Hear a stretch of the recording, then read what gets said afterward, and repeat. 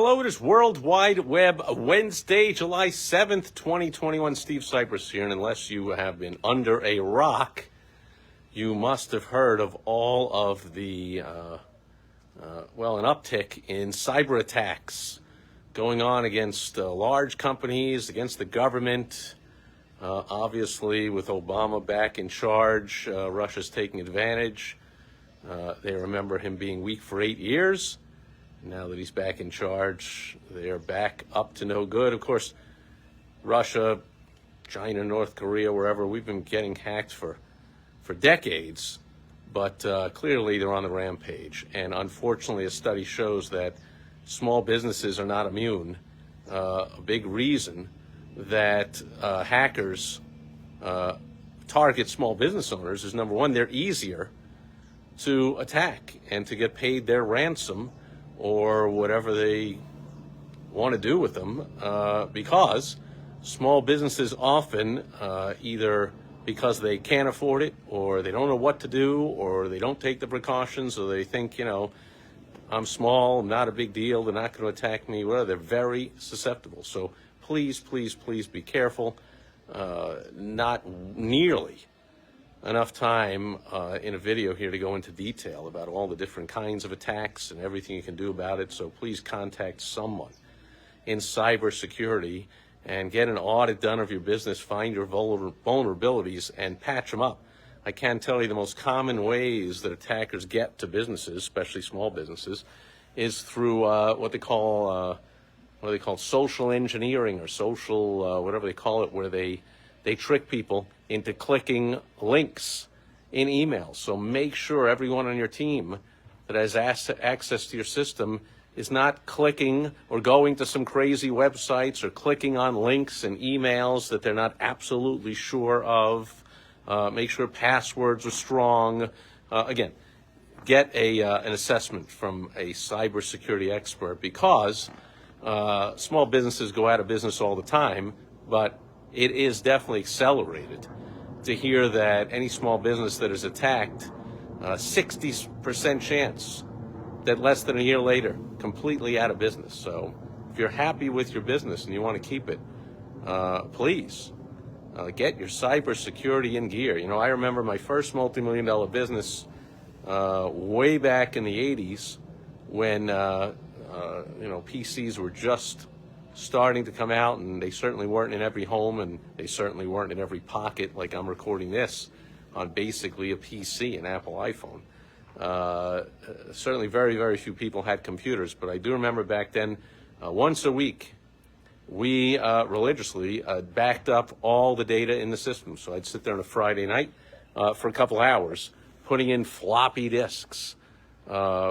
I remember having boxes and boxes of them, 20, 30, 40 discs to back everything up. And then we had another 20, 30, 40 to do it the next week.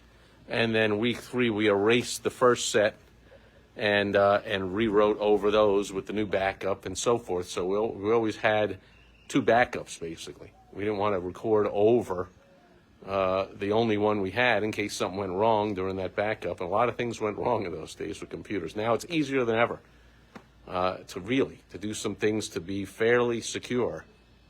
Most of all, though, it's about behavior. That's most common way, by far, most common way they get in is through user behavior. Again, clicking on links or going to certain websites, not having the right security in your system, using a VPN, so forth. Nowadays, there's multiple places to back stuff up anyway. You can have external hard drives.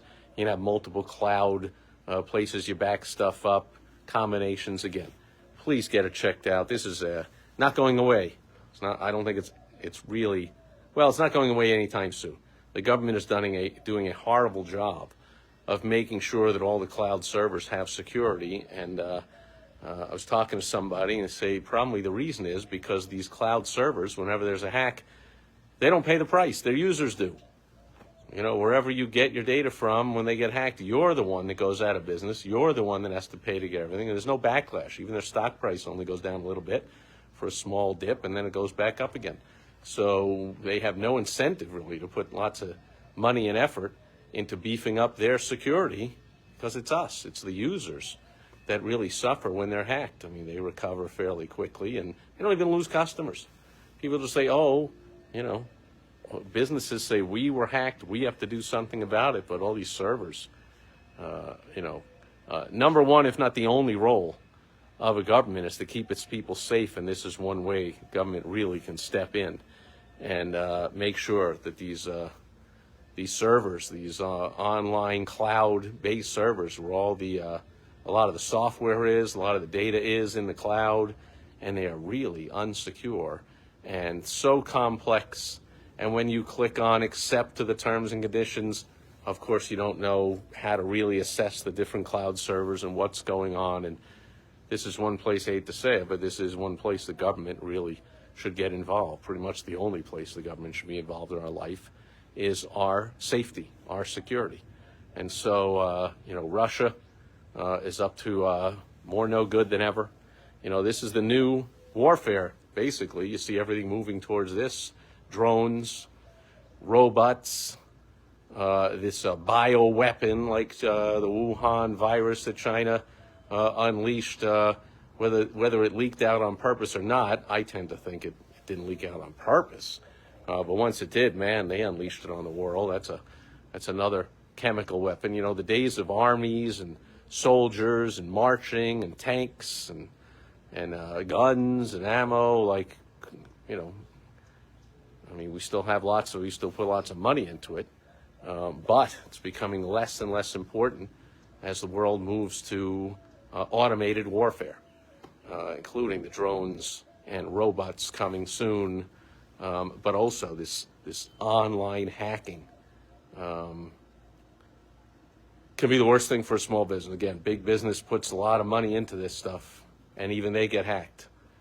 How much are you putting into it? Please, please, please, if you value your business, get a cybersecurity checkup, please.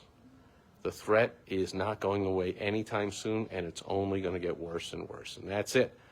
A warning here on World Wide Web Wednesday. Please take care of that, and be back here again tomorrow. On Throwback Thursday, I will catch you then as the sun sets in the west. As usual, can't really see all the colors here, but we're getting some beautiful orange and gold and yellow back there. Hope it's fantastic wherever you are. And I'll catch you back here tomorrow on Throwback Thursday. Over and out. Bye-bye.